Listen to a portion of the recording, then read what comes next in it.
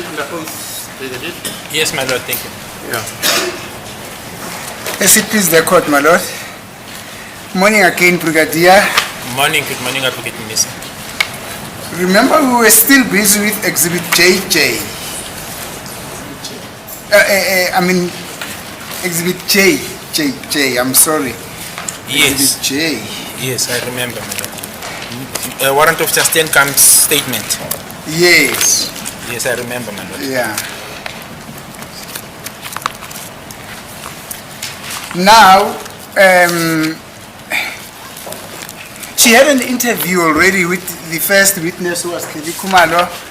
Then the second witness that she interacted with was Zandi Khumalo. Yes, my lord. Yes. In first speed, akhuluma naye kwakuZandi Khumalo tiye. Now she says Zandi Khumalo, this is what she says in page 4 of her affidavit. The second witness was Kelly's sister, Zandile Khumalo. She told a similar version and gave a similar profile and facial description of suspect A. The only feature she adds was the eyebrows. She saw the eyebrows when suspect A lost his headgear during the scuffling with the deceased. She could not describe the second suspect. Uthi guy, mechaza lapha. Uthi wachaza into efanayo wasenika incazelo echaza ngobuso bakhe kamsolo uA. And into ke athi yahluka lapho ayinezezela lapha amashiya. Uthi wabona ukuthi ususpect umsolo uA wasuka lento ayigqokile ekhanda ngesikhathi bephushana nomufi. Oh, sorry. No, got it. Yes, I see that, my lord. You follow that exactly? Ngiyayibona le. Now she continues to say, the third person that I interviewed was Tumelo Madlala, Umuntu wesithathu ke ngamkhulumisana naye uTumelo Madlala, who was much traumatized. owayehlukumezekile kakhulu. He saw the scuffling between suspect A and the deceased. Uthi wabona udonsana phakathi kwamsolo A nomufi. After hearing the gunshots, he ran off to one of the rooms. Mayezoqhubha isibhamu wabalekela kwelinye lamagumbi. He gave a similar description of suspect A. Futhi naye ke wachaza umsolo uA ngendlela efanayo. I showed him Kelly and the sister's compilation and was satisfied with the ID kit. Mina ngamkhombisa ukuthi uKelly nodadewabo banikeza ngani wasethi ke wenelisekile ngalo umdwebo lo owenziwe. He could not compile the second suspect. Wathi ke ubengakwazi ukuchaza umsola wesibili. The fourth witness was Mr. L.S. Twale. Wesineke ubaba L.S. Twale. I surmise here that this should have been Mr. Longe Twala. Lana ngicabanga ukuthi kwakulongwe Twala. Nonetheless, Miss Steenekam says he gave me a similar description of what happened at the scene. Wanginika incazelo efanayo ngokwenzeka endaweni isigameko. He saw the scuffling between suspect A and deceased. After hearing the shots, he ran out to look for help. Wabona ukudonsana nosunduzana phakathi kwaSuspect A nomufi. Emva kokuzwa kuqhuma isibhamu wabaleka eyofuna usizo. He could not describe the second suspect. Akazange akwazi ukusichazela ukuthi wayenjani umsola wesibili. Now she goes on to interview the fifth witness, who's Tim Makaleni. Aseqhubeka ke nokukhuluma nofakazi wesihlanu uMr. Tim Makaleni. But we know that Mr. Tim Makaleni was not one of the witnesses who was in the house. manje siyazi ukuthi imakaleni akuye nomunye wofakazi ababesendlini. And then she goes on to talk about the sixth witness that is called Spiwe. Yaqhubeka ukukhuluma nofakazi wesithupha okuSiphiwe. I will not waste the court's time because there's no name that is mentioned to be one of the witnesses who was in the house. Futhi angeke ngidlale isikhathi senkantolo ngoba akuyena omunye ofakazi ukuthiwa bekhona endlini. Then the last paragraph on page 5. Manje ke paragraph egcina lapha ekhasini lesihlanu says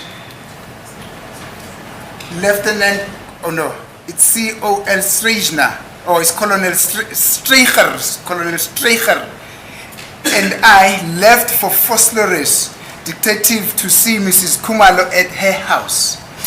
Mina no Colonel Streicher sasuka eFosloris detective siyobona uMrs. Khumalo endlini yakhe. Now I surmise that this Mrs. Khumalo should be Kelly's mother. That's Ma Khumalo, the one that we're referring here at court as Ma Khumalo. Manje lana ngicabanga ukuthi uMrs. Khumalo lo khulunywa ngolo esithi uMa Khumalo okuwumama kaKelly. I interviewed Mrs. Khumalo at the neighbor's house. Ngingakhuluma noMa Khumalo endlini ke kamakhelwane. She gave a similar description of suspect A. Naye ke wachaza umsola u-A ngendlela efanayo. I showed her the compilation and she saw a likeness in the face. Ngabona ke mkhombisa ke umdwebo wathi wabona ngathi kukhona ukufanana la ebusweni. She could not describe the other suspects. Akakwazanga ukusisiza ngokuchaza ukuthi wayenjani labanye ofakazi. Now yesterday, Brigadier, when I put it to you that did you in your investigation find a witness who was in the house who describes the first suspect, that is the gun-toting suspect, in a different way from which the witnesses who were in the house are describing him? You said yes, you can go and look at, if you afford an opportunity, you can go and look in one of the statements because you're quite sure that such a description is there. This is the opportunity. Did you find anything which is not similar to what Mrs. Stianekam says, and to what the witnesses who were in the house are saying? Manje kukhona yini owalethe incazelo yalo muntu owangena lapha ephethe isibhamu kodwa ehlukile kulaba abamchazayo lo muntu ngisho laba babesendlini? Yes, my lord. So let's start here, my lord. I understood the question yesterday, or how Advocate Mnisi asked me. It was the description insofar as suspect A, in terms of the dark color, the complexion. That's where the contention was. He referred specifically in terms of the dark color. And I've said in my recollection, one will have to go through all the statements. Now, having gone through the statements, my lord, the only people that I was able to pick up who refers to the dark complexion, it's Longwe, I think Zandi, I'll just have to check, my lord. But it's not all the witnesses who were inside the house. The other, I think it's about 3 of them that give the complexion of a dark person. In other words, the first intruder being dark, referring to the complexion. The others are simply giving description in terms of the dreadlocks and the height, and then that goes to the same, that becomes the same situation when they describe accused number 2. But not all of them are saying the person is dark. And when I'm saying all of them, my lord, I'm referring to their statements. That is why I said, as much as Warrant Officer Steenkamp prepared the statement in preparation of the identity kit, if you read what is contained in her summary in relation to what the people inside the house are saying, I've said it yesterday that there's no consistencies, because Kelly Khumalo, for example, the first person she interviewed, refers to a dark person, refers to a revolver. You don't find it in a statement. if you go to other places where Zandi said she could not identify certain people, if you go, like Ms. Zandi Khumalo, the second witness, if you go to Zandi's statement, she says, I will be able to identify the intruders if I see them again. So you need to read this, my lord, with what actually the deponents have actually disposed. So yes, I was able to find statements where there is not dark color or complexion being mentioned of the first intruder. Izolo ngizwisise kahle umbuzo futhi ke lo mbuzo ubuqonde ngokule ukhuluma ngebala la lo muntu okuthiwa wangena la kodwa ke uzofanele uma ufuna ukutholisisa kahle ufanele ufunde zonke izitatimende ngoba ngicabanga ukuthi bathatha kuphela la ehlanganisa khona uLongwe ethwala noZandi kodwa kubona bonke abathi lo owangena lapha wayenebala elinsundu abanye ke basebenzisa ke ama dreadlock nobude bomuntu and futhi abasho lutho ngebala lakhe kodwa uma usubheka lezi statement zalaba ke abebekhuluma ngebala elinsundu akukungaguquguquki lapho kwestatement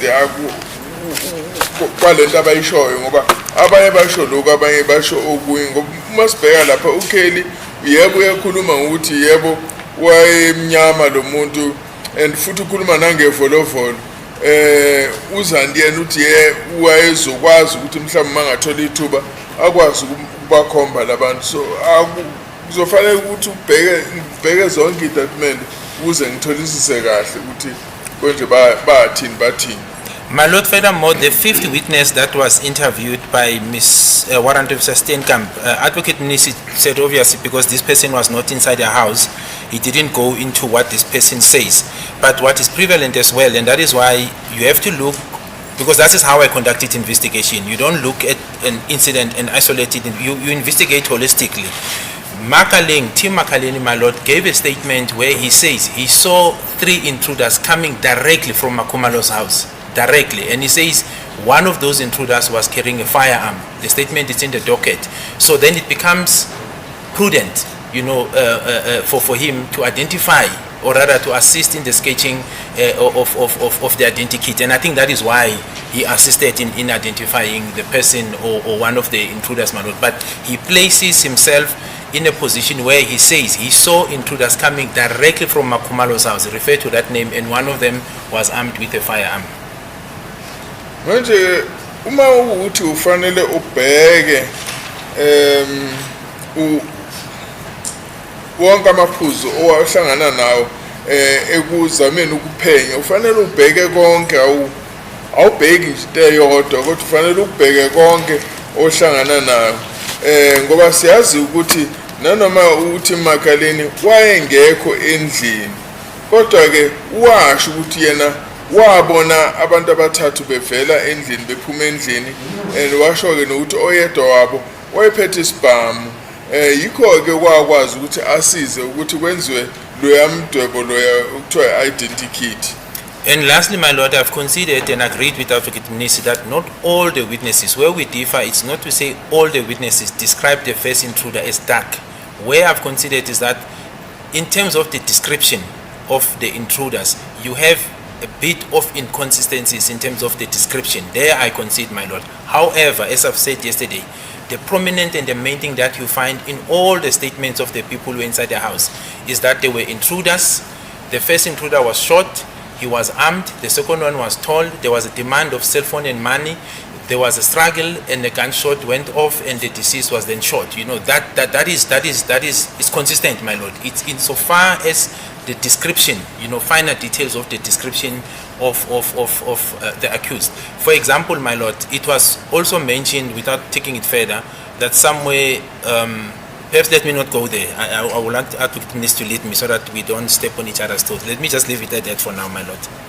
Okunye-ke siyazwana noBamnisi ukuthi yebo kukhona ungahambisani kobufakazi lana khona la ukwehluka ukukhona ngoba ke nanoma nje laba abanye bechazela ukuthi umuntu wayelapha wayephethe isibhamu waye umuntu onebala elimnyama kodwa ke akusho ukuthi laba banye nabo bachaza kanjalo.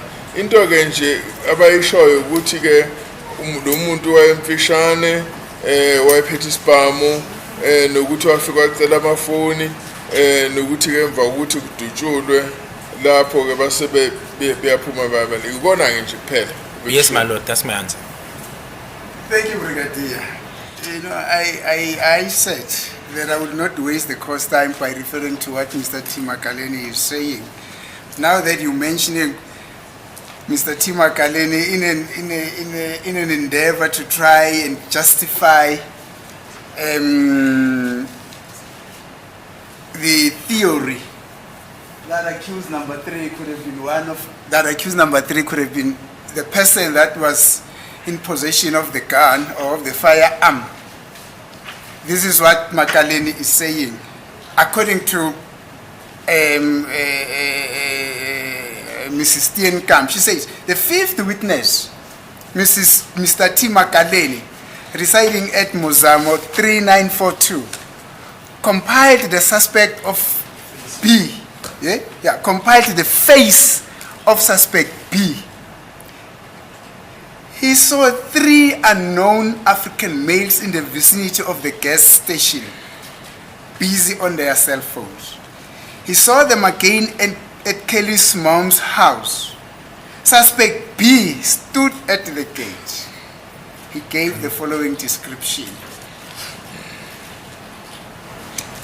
Manje kumhlolo wesihlanu uthi Makaleni nje usho ke kuka Steenkamp uthi ke lana uthi lona uhlala emzamo 3942 uthi wasinika incazelo ukuthi kunjani ubuso kaMsola uB uthi wabona amadoda amathathu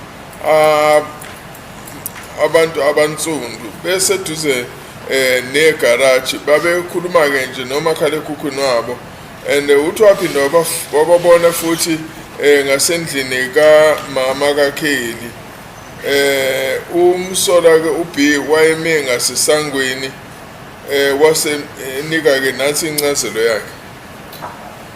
An African male plus minus 25 years of age plus minus 1.80 meters tall, slender build, medium brown complexion, clothing, black hooded top.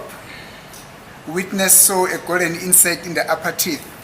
Hairstyle, dreadlocks, facial hair. He had a mustache and a beard. He slave with a beard. Thank you. Uthi ke lapho kwabona umuntu umAfrika wesilisa eneminyaka cishe ngaba 25 wathi ke ubude bakhe 1.8 meter and futhi ke lapho uyabonakala ukuthi wayengakhuluphele wayenje futhi ke nebala lakhe lalingakhanyi kakhulu laliphakathi nje nendawo uthi wayegqoke ihoodie emnyama and uthi wabona ke ukuthi unezinyo legolide ngenhla and futhi ke inwele zakhe kokwama dreadlocks and futhi ke wayenoku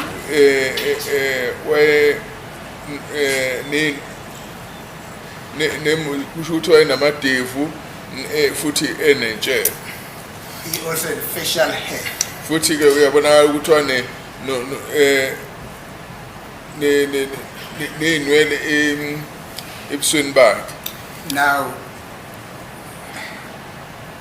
1.8 meters tall.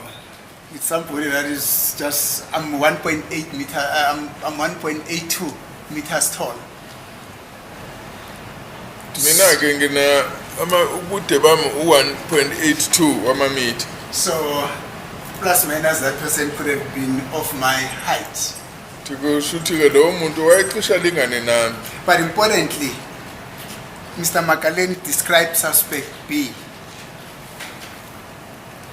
Manje kusemqoka lana ukuthi uMakaleni ukhuluma ngomsolwa uB. Now these are two individuals Manje labantu la abantu ababili that should be separated in terms of the intruders who got into the house. Bafanele bahlukininiswe njengabantu abahamba bayongena endlini. Do you understand? Ngizwisisa.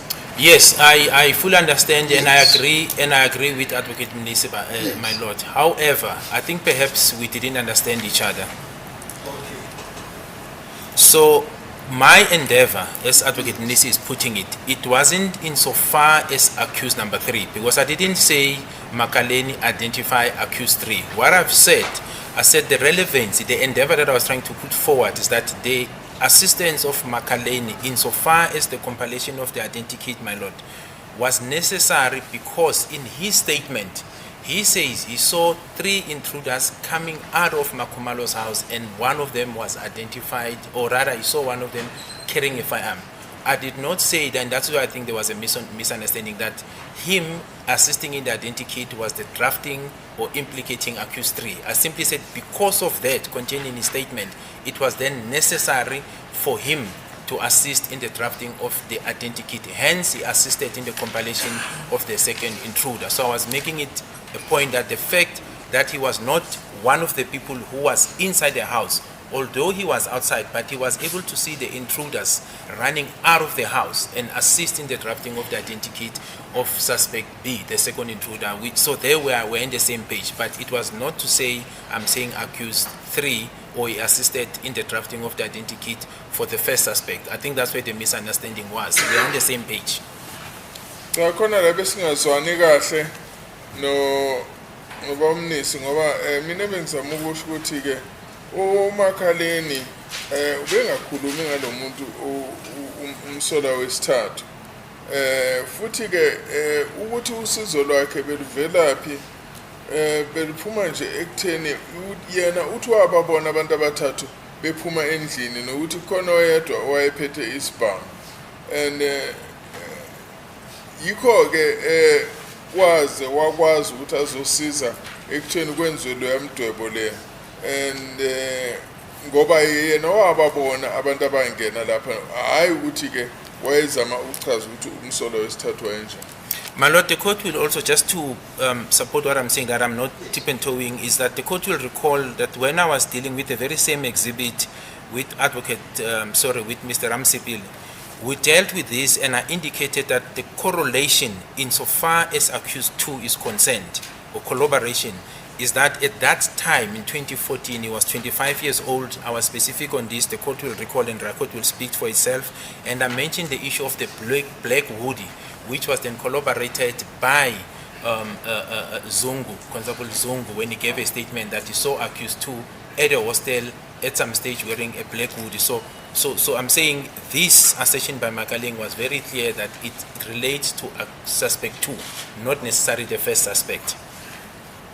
Manje ikata lizokhumbula ukuthi ngesikhathi sikhuluma noBaba Ramsipili kwasilana sasikhuluma ngomsolo wesibili ukuthi umsolo ngaleso sikhathi wayeneminyaka ama-25 futhi ke uZungu iphoyisa lakwazi ukuthi kumbone lapha ehostel labona ukuthi wayenehudi le emnyama ngoba uthi yena wambona hostel. Yes, that's my answer. Thank you, Brigadier. My lord, yesterday I dealt with some correspondence or certain letters that came from the Legal Practice Council. I was missing their exhibit numbers. Those letters that are referred to are in paragraph 154 of the list of exhibits. The first letter is exhibit YY, and the second letter was exhibit Y2.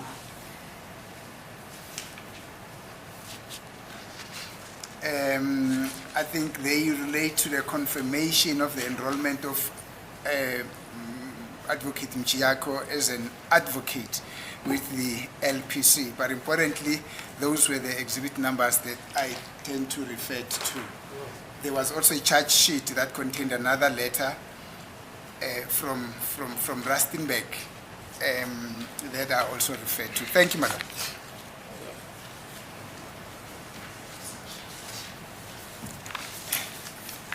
Thank you, Brigadier. Now, Yes. I again do not want to labor this point, Brigadier, but let me put it to you that in terms of the description of the person who had a gun when they got into the house of the Khumalos, the description by the occupants of the house of that intruder consistent. A dark-skinned person who had dreadlocks. That is the common denominator, if I were to borrow from your parlance. That is a common denominator. It's a golden thread that runs throughout their description of this suspect. A dark-skinned person who had dreadlocks. As I'm saying, that is what I'm putting it to you. Manje malana ncazelo yalomuntu oyiphethe isibhamu lethwa yilaba ababesendlini ukuthi ke wayenebala elinsundu futhi wayenama dreadlocks and futhi ke lokho akuguquguquki bonke bakubeka kanjalo. No, my lord, I disagree. Not all of them, and we can go through to the description. That's why I said I could pick up 3 of the people who were inside the house who relates to the dark skin, in terms of the first intruder. Not all of them. So it's not a general remark. That's why I indicated what is common in all the people that were in the house. Insofar as the intruders demanding cell phone and mine, I've indicated those things. But insofar as the description, some of the witnesses that are that were inside the house at the time are describing the first intruder as dark, but the others are not giving the complexion of him. And the statements are here to confirm that. Futhi ke angivumelani naloko ukuthi bonke basho njalo ngoba abathathu kuphela ababekhuluma ngebala elinsundu. So okusho ukuthi ke akuyona into efana nayo kubo bonke le eshoyo into engathi ingafanana ile ndaba ye cellphone nokuthi bafuna imali ngoba abanye abazange balikhiphe nebala labantu. Were the similarities, or my lord, or rather where an impression is created as if everyone in the house are saying the first intruder was dark, it is contained in Exhibit J that Adv Mnisi was taking me. This is now Warrant Officer Steenkamp's statement, because he says they are almost like conquering each other. But if you go to the statements, because these witnesses or the people who were inside the house dispose affidavits, my lord, they are not saying that, my lord. Futhi ke into kenza ukuthi kubuke sengathi bakhuluma into eyodwa yilento etholakala lapha ngisho laba ababesendlini ilento ethola lapha ku exhibition J nelincazelo isithole lapha ku Warrant Officer Steenkamp. Kodwa ke uma siya estatementini siyubona lo mehluko ukuthi umehluko ukhona kulabo ababekusho. As a court, please, without interfering with Advocate Mnisi's cross-examination, he's referring to Exhibit J, and if one looks at the description given by Ms. Kelly Khumalo, the report mentions in the middle of the report, African male in his mid-20s, dark brown, shiny complexion. Now, the word brown has been omitted in putting the proposition to Brigadier Gininda. It's important to keep that description in mind. Dark brown, shiny complexion.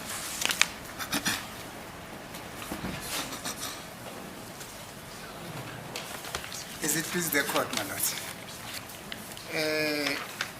Now, Brigadier.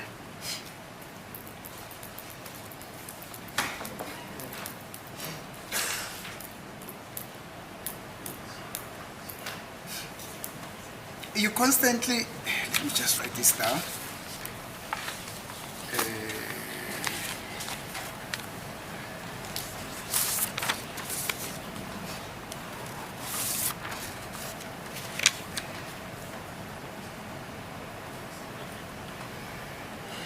Now, you constantly has been mentioning throughout your testimony that Kelly Khumalo is the mastermind behind the death of the deceased Senzo Meyiwa, not so? Kaningi emfakazini bakho uveza ukuthi uKelly Khumalo uyena ophambili kulesahlakalo sokubulawa kamufi uSenzo Meyiwa. Yes, my lord, based on the investigation, not my assumption. I mean, I think I made references to where her name comes from, you know, and that starts from accused one going up to, you know, and then obviously then the investigation that we conducted. So, but it starts from there, my lord, going up. Yeah, but lokhu kuvela kuphenyo esalwenza akukona nje okuphuma engqondweni yami engizicabangela kona kodwa kuvela kuphenyo esalwenza yebo na kuloko kwalethwa umsolo wokuqala. Thank you. Is this a narrative that is also shared, or that was also shared by the prosecutors who assisted you in this investigation? Manje shothi lokhu umbono walethwa futhi nayilaba shushisi ababenisiza kuphenyo lweni. I don't see the relevance of this question. There was a decision to prosecute the current accused before this court. As to what view the prosecuting team held is irrelevant. So we have to focus on the accused that are before this court. Does it please the court? My colleague should not be understanding me as not being concentrating on this case. The witness, my lord, has testified many a times that there were certain things that it did not do because it did not have specific instructions from the team of prosecutors who were assisting him in investigating this case. Consistently maintained that Kelly Khumalo is the kingpin in the assassination of the deceased in this case. I don't know, therefore, on what basis it is then alleged that the question that I'm asking him as to whether or not the team of prosecutors who assisted him shared the same view that Kelly Khumalo was a kingpin in this case. I don't know on what would then be the irrelevance of that question, my lord. Thank you, my lord. Did the team of prosecutors who assisted you in this case also share the same view? Were they part of that narrative that Kelly Khumalo is the kingpin? Nje-ke laba-ke ababekusiza ekuphenyeni nabo babe nawo lo mqondo yini ukuthi uKelly Khumalo uyena wayephambili kulokho. So my lord, I wouldn't say there was a narrative from the prosecutors. Evidence that was collected, my lord, at some stages I indicated was presented to the DPP, and further instructions insofar as Ms. Kelly Khumalo were given, up to the point where we read the statement that I made in November, my lord, and I indicated that there was no decision taken at that stage, you know, to bless the arrest of Ms. Kelly Khumalo. So there wasn't an objection. It was a question of further instructions and the adoption that the NPA was taking at the time, my lord. Engingakusho ukuthi-ke lokhu kwavela kubufaka kubuphenyi esasibenza and futhi-ke sakudlulisela ku-DPP kodwa-ke njengoba bese ngichazile ukuthi sasingekho isinqubo sokuthi ngaleso sikhathi akaboshwe uKelly Khumalo. That's my answer, my lord. I did not get really what my answer to the question, to my question is, because the question is very clear. Was the team of prosecutors or was it part of their narrative, their viewpoint that Kelly was the kingpin in the assassination of the deceased in this case? Irrespective of whether Kelly Khumalo was charged or not, did they hold that view in terms of your discussion? Remember, your discussion is not privileged. It's just not privileged, which is the reason why you had to come and tell this court that they gave me these instructions, they did not give me those instructions, I did this because of what they told me, they guided me here and there and there and there and there and there. Do you understand? Now, I understand. the question is, were they part, was it their narrative as well that Kelly was a kingpin? Thank you. The witnesses answer that question. Must he repeat his answer? If so, what is the reason why he should repeat the answer that he's already given, Malo? Maybe I did not get your answer, Brigadier, and there is nothing wrong in me requesting you to repeat your answer. There's definitely nothing wrong in requesting a witness to kindly repeat your answer. Angizange ngiyizwe impendulo yakho sengiyacela ukuthi ngicela ungiphindele impendulo yakho. My Lord, the essence of my response was that there was no decision taken. Insofar as the sharing of the narrative, my understanding, and this is how I've been dealing with the NPA from time memorial, you conduct investigation as a police officer, you present the evidence to them. They decide as to whether to enroll the matter or not. And then if there is a need for further investigation, such will be communicated. And I've testified about this, my Lord. So I'm not so sure if I can take it further than this insofar as what the advocates, because I can't get into their minds. What I know is what I presented to them and the responses that I've got, my Lord. Akuzange kube nesinqumo esathathwa ukuthi sonke sizobona kanje. Futhi ke mithina ke umsebenzi wethu ukuthi kwakuphenya sithole sikutholayo ebese sikudlulisela kubona. Kube yibona ke abathatha isinqumo sokuthi lolu daba lolu bayadlulisela inkantolo. Uma ukuthi khona obulunye uphenyo abaludingayo, yebo sasikwazi ukuqhubeka kanjalo kodwa akukho okunye engachaza ukuya phambili ngalokho. Thank you, Brigadier. Let us embark upon a standard 3 approach.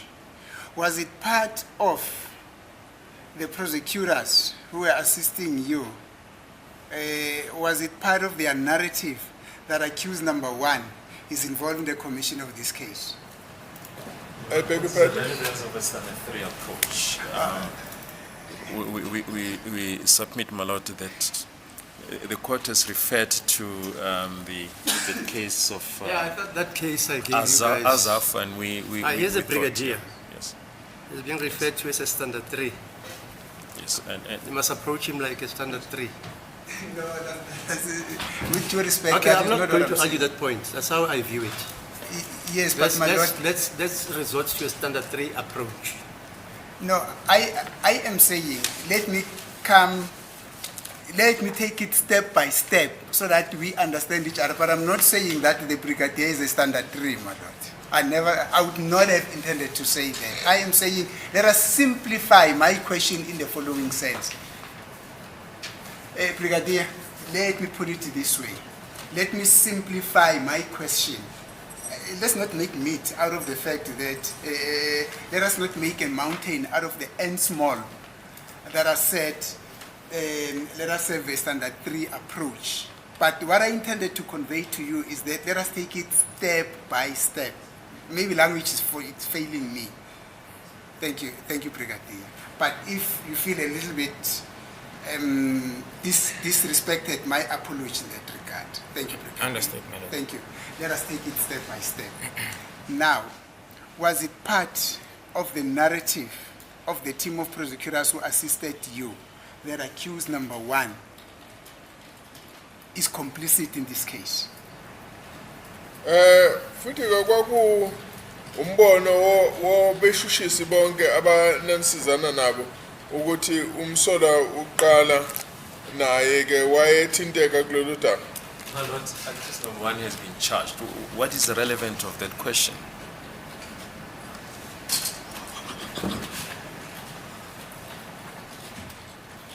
I understand accused number one was charged, but was it part of their narrative that accused number one is complicit in this case? Yes or no?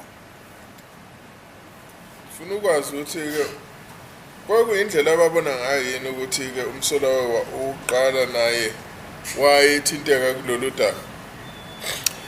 My Lord, perhaps to assist, I'll answer this way. Yes. All the accused, 1 up to 5, when the memorandum was taken to the DPP, Yes. there was a decision to indict all of them on the charges, on the 5 charges that are before court, as per the indictment. That decision was taken. Insofar as Ms. Kelly Khumalo, further instructions were given for me to do. And that is why the statement I read here in court, where I was directed by Mr. Ramsipil, is dated the date of November 2014. It was part of those further instructions to say, follow these instructions and then bring it back. And then subsequent to that, then the warrant was not signed. But there was never an objection to say we should not pursue this. I don't know if it will assist, but I will not be able to quote word for word as we're sitting there what the advocates were saying. But there was a desire to say, let us get more evidence to connect. Hence I said, my Lord, before this accused appeared in October, we had some evidence against Ms. Kelly Khumalo, which I've explained in this court. Later in November, we had more. We even dealt with the cell phone numbers. That was part of the prosecutorial-driven investigation. So there was a working together between myself and the prosecution. But insofar as the ultimate decision to prosecute, my Lord, that lies in the hands of the NPA. And I think it will be dangerous for me to venture into that area as to what informed them. But there was a working together in terms of what should be done with regard to the evidence or the pointers that implicate Ms. Kelly Khumalo.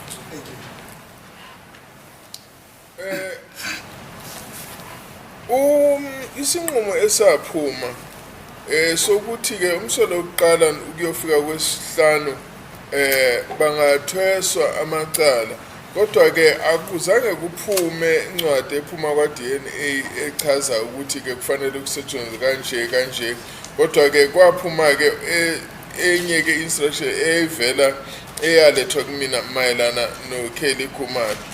Kodwa ke into eyikhona nje ukuthi sasifanele siqhubekele phambili senze umsebenzi wethu, and ke isinqumo ke esavela ko prosecutor esasivela ku NPA, and thina sasebenzisana nokuthi sizama ukuthi sithole ubufakazi obungasiza ukuthi sizwisise kahle indaba ka Kelly Khumalo. Yes, my Lord. I'm still struggling to get my answer on whether or not the fact that Kelly Khumalo is a kingpin in the matter of Senzo Meyiwa was part of the narrative that the team of prosecutors, actually let me not say the team of prosecutors, but the office of the DPP Pretoria had when they decided on this matter. I haven't received my answer. And I don't know what is the difficulty in saying, yeah, no, DPP Pretoria was of the view that Kelly was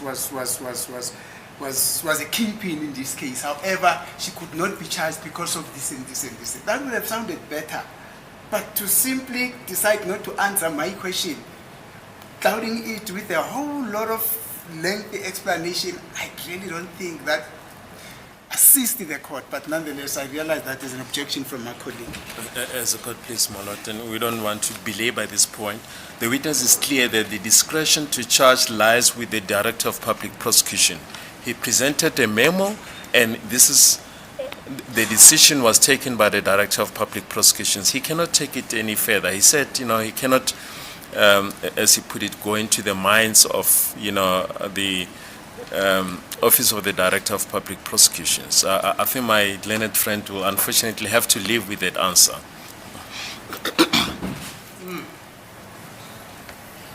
And unfortunately, I am not prepared to live with that answer. But I do realize that it's a very difficult one. But nonetheless, let me proceed. The reason why I am asking this, it's because in terms of the law, when a person gets indicted at the High Court, in terms of Section 144 of the Criminal Procedure Act, the state must inform the court the facts upon which they are basing their allegations against those that they've indicted before court. That is law, which is the reason why I am asking you that question. Do you understand?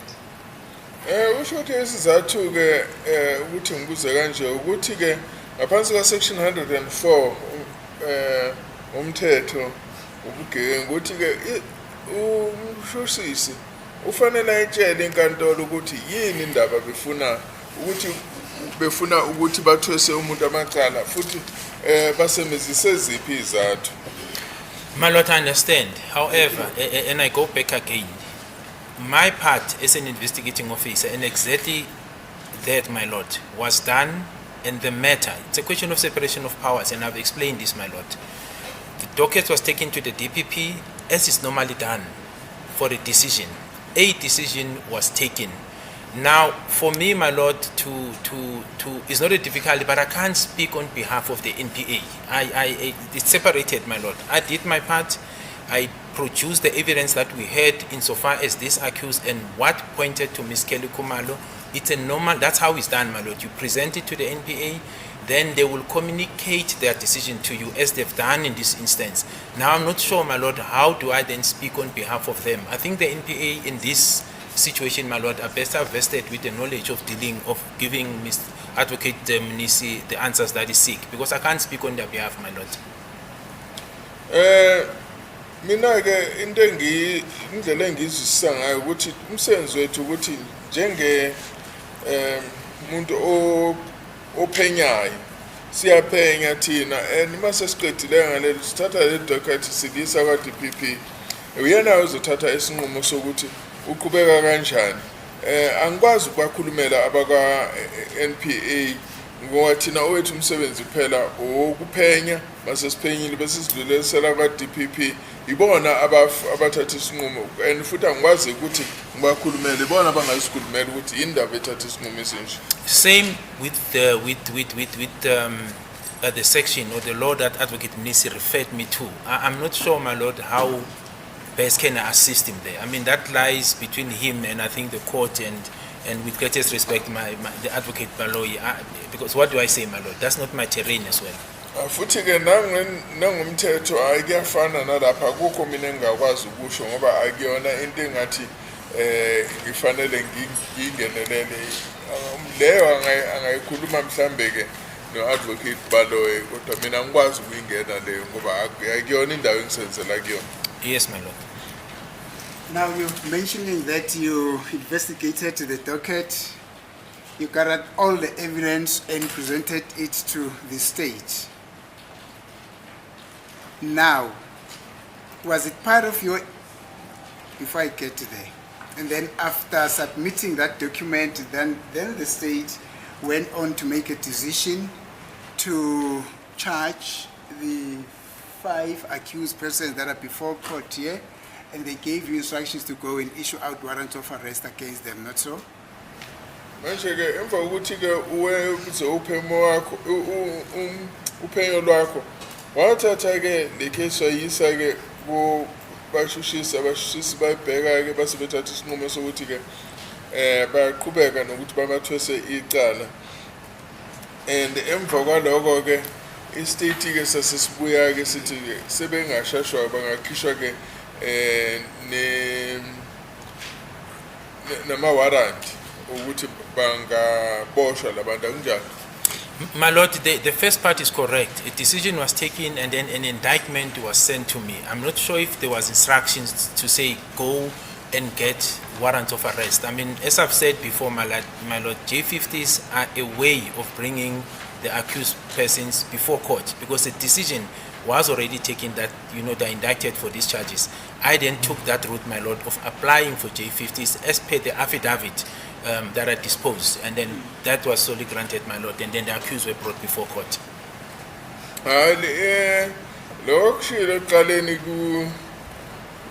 kuyiko kodwa ke okwesibili akunjani ngoba zange kube nama-warrant of arrest noma incwadi zokubopha ezakhe. Thina ke esacela nje ukuthi sicela ama-J50 ngoba iwona esawasenzisa ukuthi abantu abalethwe enkantolo njengoba ngishilo kwa-affidavit yami.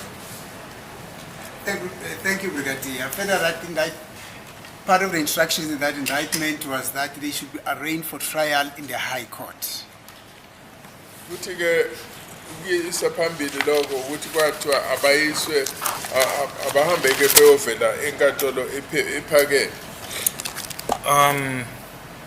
I suppose, my lord, I'm just not sure word for word now because I'll have to go through to the indictment, my lord. But I suppose if Advocate Mnisi saw it recently, I will not dispute that.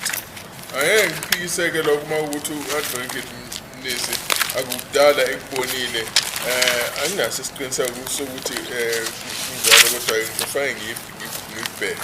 Yes, that is how the decision should have been penned. But nonetheless, which is the reason why they are before court here.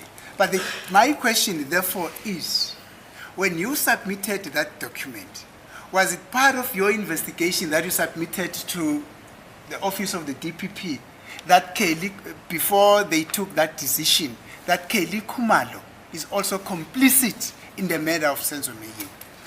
Manje musuzofaka izincwadi zakho kwa-DPP wakufaka yini nokuthi no-Kelly Khumalo yathinteka kuleli cala? My lord, yes, I presented all the evidence as it is, and as I indicated, part of my recommendation or request was that she should be charged, but then there were further instructions insofar as she is concerned at that stage, my lord. Yebo ngafaka konke kulezi incwadi engazifaka kwa-DPP and futhi ngasho ke nokuthi naye ufanele athoswe icala. And based on your investigation, you were satisfied that there were reasonable grounds to believe that there was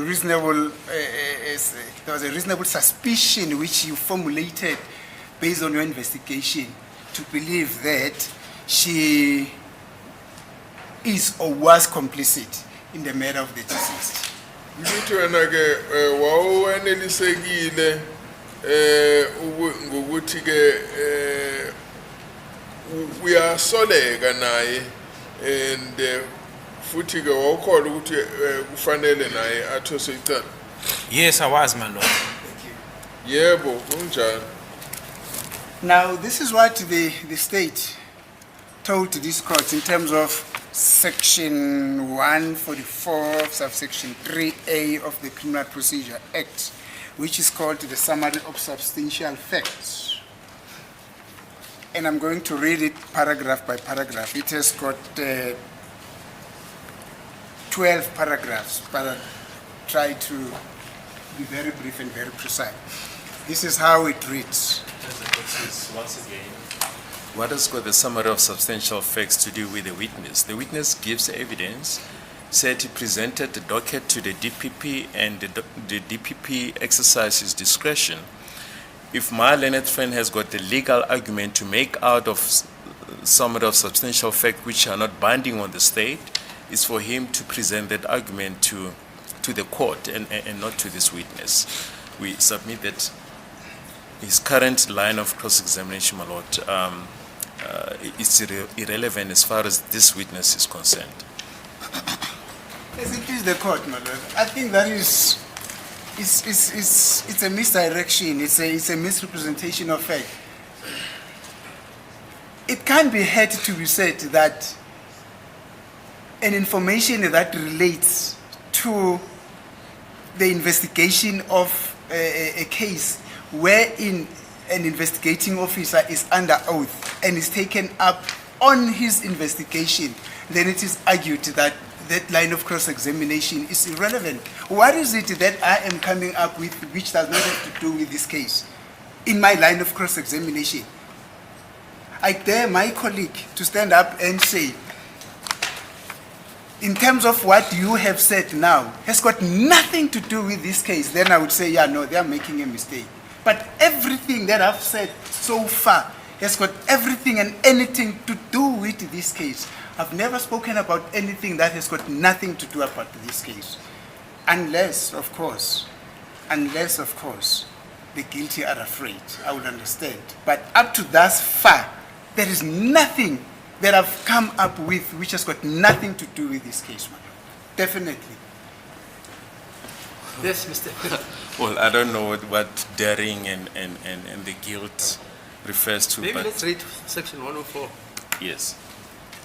But such obnoxious comment notwithstanding, my lord, we submit that this witness testifies about the course of the investigation, what the DPP has decided, and what the Director of Public Prosecution has formulated in the indictment, in the summary of substantial facts, has got absolutely nothing to do with this witness. And it was on that basis, my lord, that we made the submission that this line of cross-examination is relevant to this witness. He was not party to the compilation of the summary of substantial facts and the indictment. And we don't want to repeat ourselves, my lord, but we submit that that line of cross-examination should be disallowed.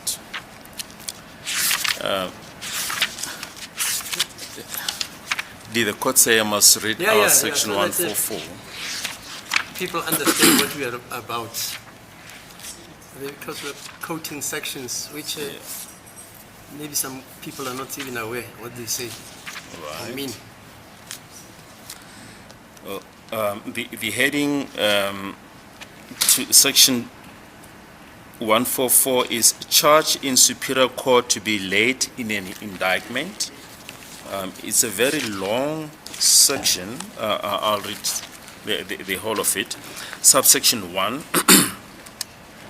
Where an Attorney General, now the Director of Public Prosecutions, arraigns an accused for sentence or trial by a superior court, the charge shall be contained in a document called an indictment, which shall be framed in the name of the Attorney General. Subsection 2. The indictment shall, in addition to the charge against the accused, include the name and, where known and where applicable, the address and a description of the accused with regard to sex, nationality, and age.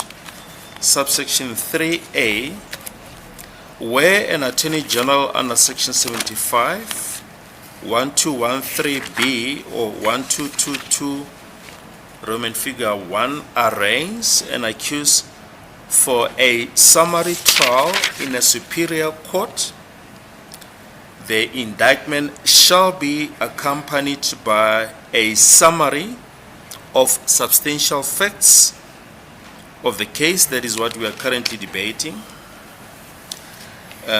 A summary of substantial facts of the case that, in the opinion of the Attorney General, are necessary to inform the accused of the allegations against him, and that will not be prejudicial to the administration of justice or the security of the state, as well as a list of the names and addresses of the witnesses the Attorney General intends calling at the summary trial on behalf of the state, provided that, Roman figure 1, this provision shall not be construed that the state shall be bound by the content of the summary. This is the point that we've just made.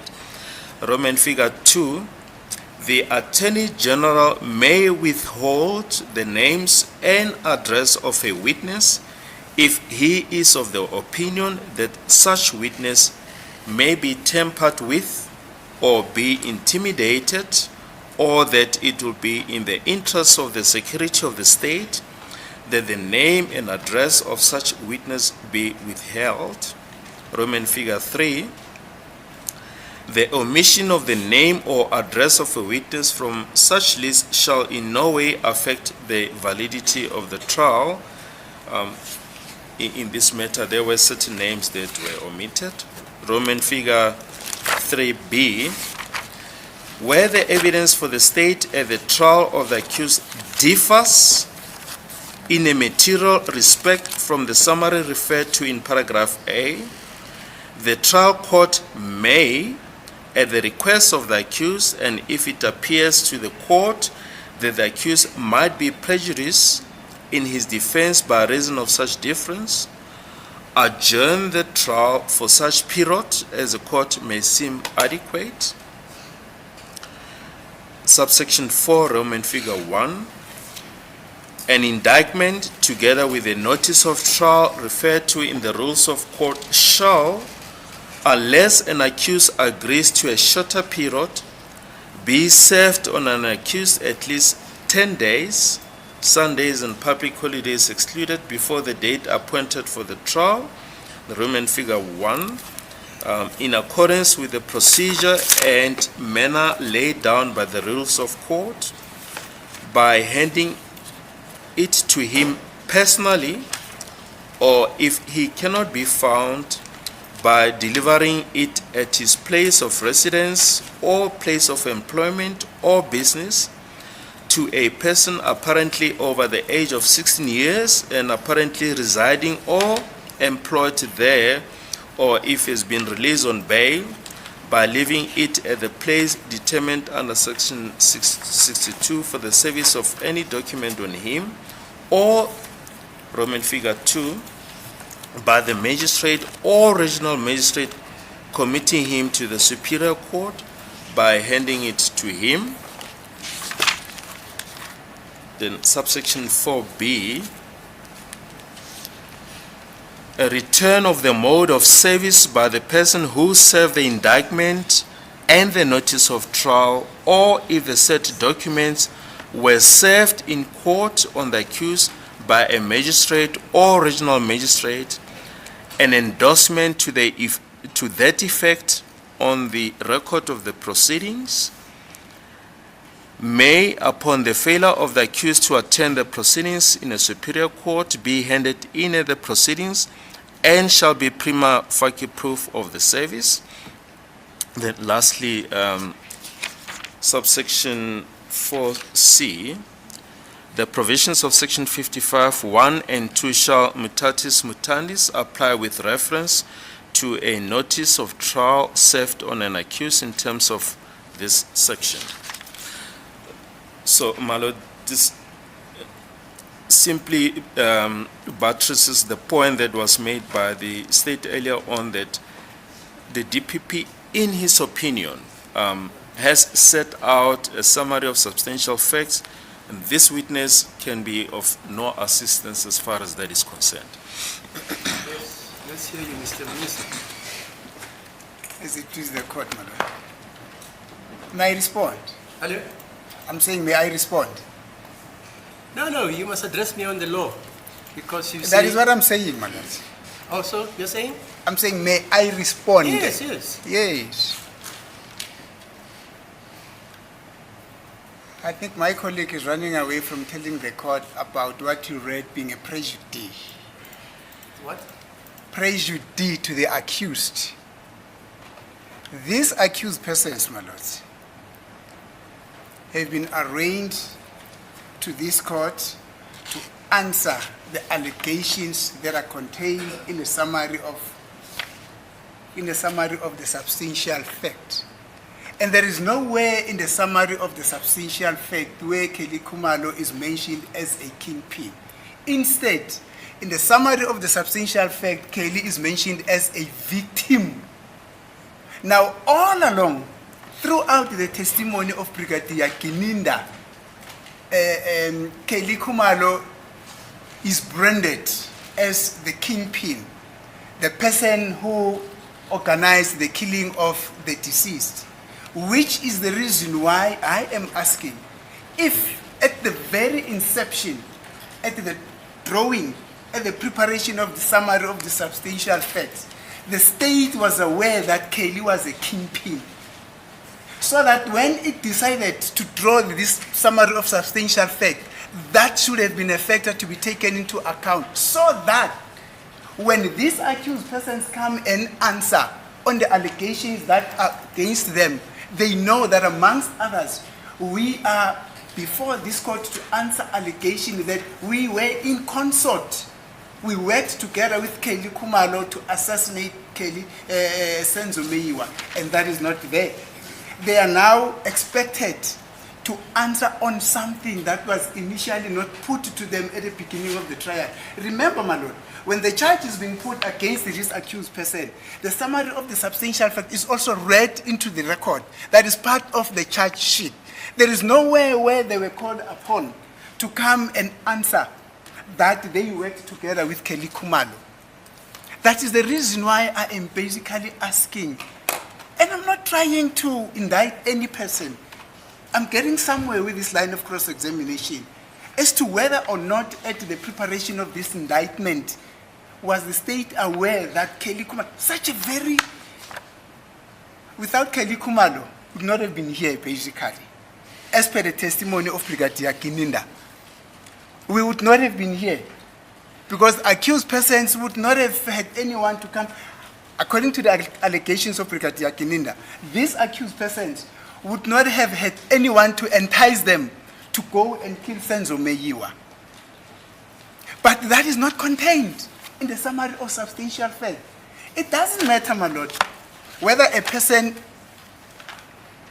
is charged or not charged, but the summary of substantial fact must contain the information that is contained in the case docket, so that when the accused persons are confronted with that allegation, they are able to respond accordingly. And that has not happened in this case, which is the reason why I am compelled to find out, because now they are expected in the middle of the trial to answer to something that has not been there at the inception of the trial.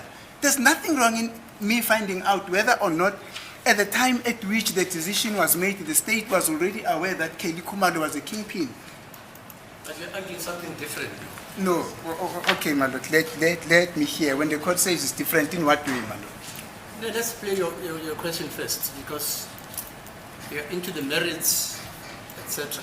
No, I'm responding to the state, my lord. What were you responding about the irrelevance of this witness being cross-examined on the content Yes, of the indictment, yes. which, according to you, you're saying it's not Yes. relevant for this witness because it is the Yes. Director of Public Prosecutions Who drafts decides? Yes, the indictment, including even that panoply of facts. yes. And that you also say that, but even that also doesn't bind the state. Yes. I thought that was what we were talking about. Yes, Now we're talking about Kelly Khumalo. No, my lord. The Director of Public Prosecution, yes, does draft an indictment, but he's drafting an indictment based on what facts? No, fine. Who brings the facts to them? Mr. Mnisi, Yes. you can argue those facts. But if you read that act, Yes. it says in The section. It Yes. says in the opinion of the Director of Public Prosecution, Yes. not this witness. That is correct, my lord. But now, if it is in the opinion of the Director of Public Prosecution and Yes. the witness includes something which, in the opinion of the Director of Public Prosecution, has not been included here, must we then fold our arms and say no? Because the Director of Public Prosecution has decided not to include this, we should also not take this witness on Then that evidence. Then you should have requested further particulars. My lord, we did No, not. no, that's the procedure. Yes. Am I correct, sir? Yes. Otherwise, we'll be here the whole day. When Indeed. you are hit with, your client is served with an indictment, Yes. you've got a right to request further particulars and further and better particulars. Did you do that, sir? Let me respond, my lord. Yeah. Yes. Yeah, fine. There is no way where in the indictment it is mentioned that Kelly Khumalo is a kingpin. Had that been mentioned from the onset, we would definitely have requested further particulars. There is nowhere in the indictment where it is mentioned that Kelly Khumalo is a suspect. Instead, in the indictment, it is specifically mentioned that Kelly Khumalo is a witness. How could we then have been enabled to request further particulars when we did not know that Kelly Khumalo, in the mind of the investigating officer, Kelly Khumalo is a kingpin. But Kelly This- Khumalo, sorry. Yes. Kelly Khumalo is not charged in this court. I don't see her. Yes, she is not charged, my Yeah, lord, but so the fact why should I respond to that? I only respond to persons who are charged.